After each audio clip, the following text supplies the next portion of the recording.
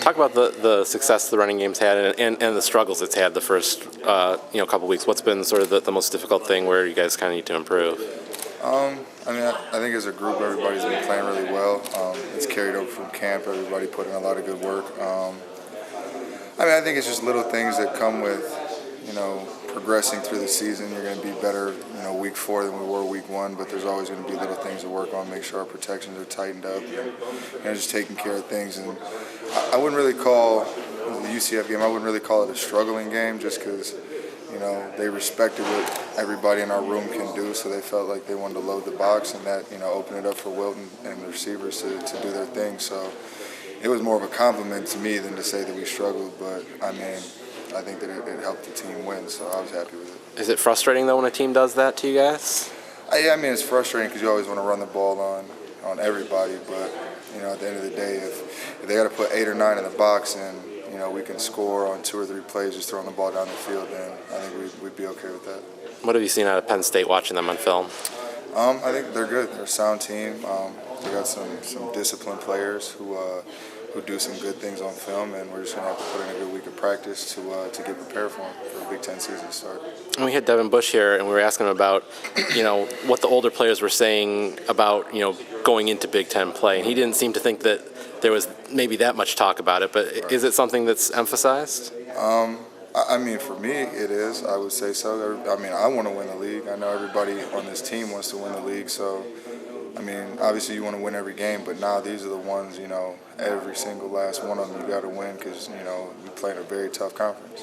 Van saying that you guys sometimes get in spats with Wheatley about rotating or getting more carries or getting in a rhythm. What's that like? He called it Vegas a little bit. Yeah, it's just one of those things. It just, we have a real good relationship within the room, and I wouldn't.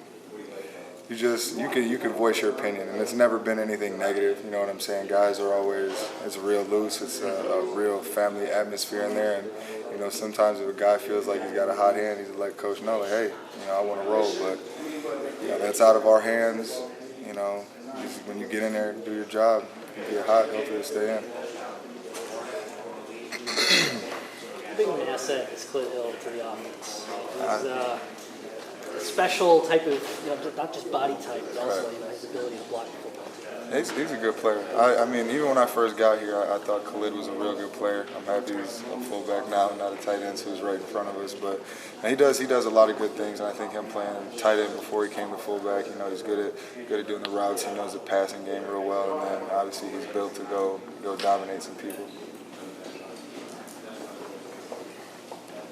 Davion was talking a bit about the number of backs that are in the backfield competing for carries, but I was curious, do you think that having that variety of backs gives you an advantage over the defense? They don't really know who to game plan against?